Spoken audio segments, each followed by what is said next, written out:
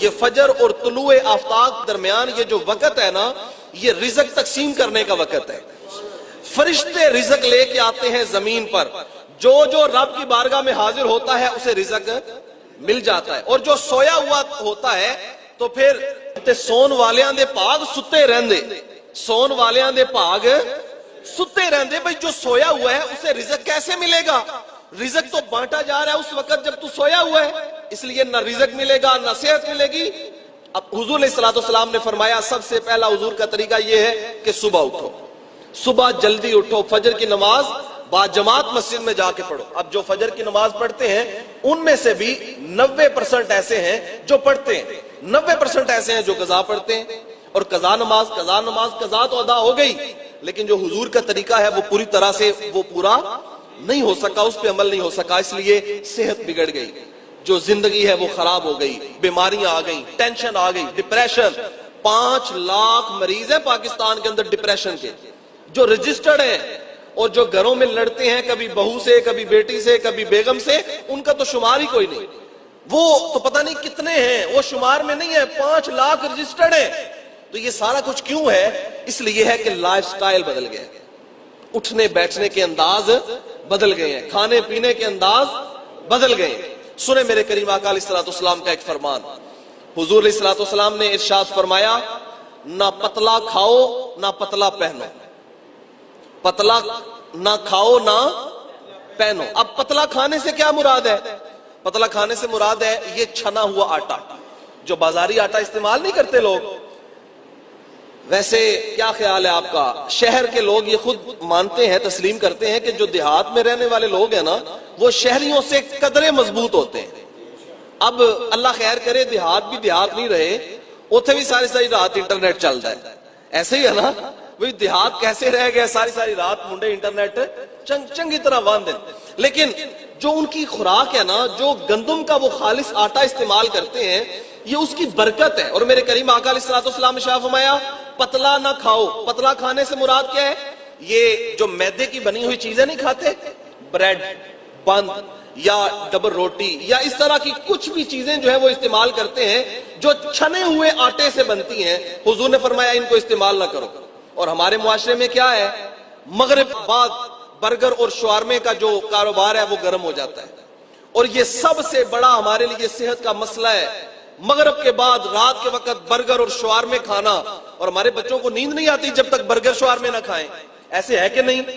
میں آپ شہر کے رہنے والے جو ساتھی ہیں یا جو دیہات کے رہنے والے ہیں، جو بھی ہیں، اگر پتلا آٹا کھاتے ہیں، چھنا ہوا آٹا، بازار کا آٹا، تو میں دست بستہ آپ سے عرض کروں گا کہ آپ گندم کا خالص آٹا استعمال کرنا شروع کریں، اس سے آپ کو صحت ملے گی اور میرے کریم آقا کا فرمان پورا ہوگا۔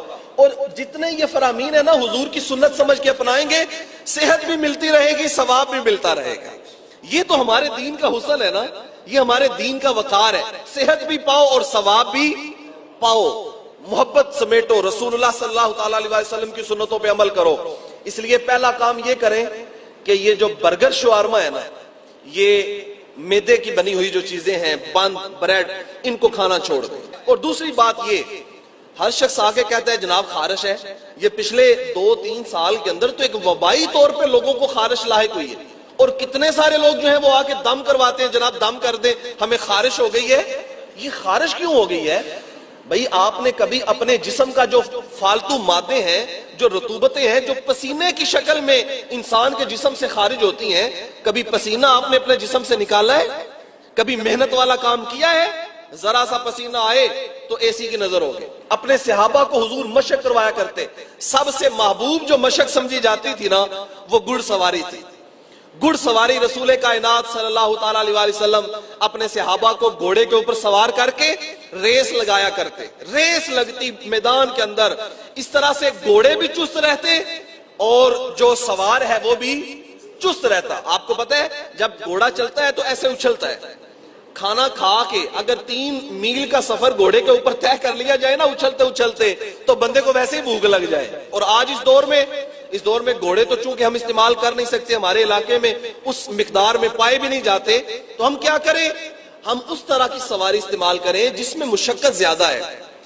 میں اپنے بزرگوں کی طرف جاؤں، آپ اپنے بزرگوں کو دیکھیں تو شاید کسی کے بزرگوں نے سائیکل استعمال نہ کیا ہو، وگرنہ بہت سارے ہمارے بزرگ ہیں جنہوں نے سائیکل، بلکہ سب کے سب ہمارے یہ جتنے بھی یہاں پہ بیٹھے ہوئے ہیں، آپ اپنے والدین کی زندگی کو دیکھ لیں تو ان کی زندگی میں ایک وقت تھا کہ سائیکل ہوا کرتا تھا، اور جب تک یہ سائیکل زندگی میں رہا ہے نا، بیماریاں بہت کم رہی ہیں.